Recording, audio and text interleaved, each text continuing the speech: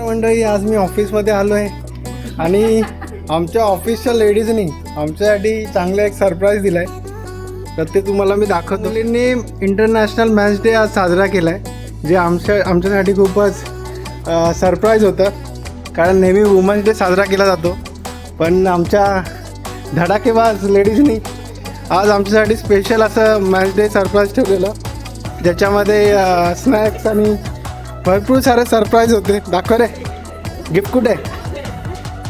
Chocolate खाऊन टाकलं वाटतं. तर थँक्स अ लॉट सगळ्या लेडीजला एकदा दाखवतो. तर थँक्यू सो मच. हे दाखव, हे बघा. थँक्स अ लॉट सगळ्या लेडीजला एवढं चांगलं सरप्राईज दिल्याबद्दल.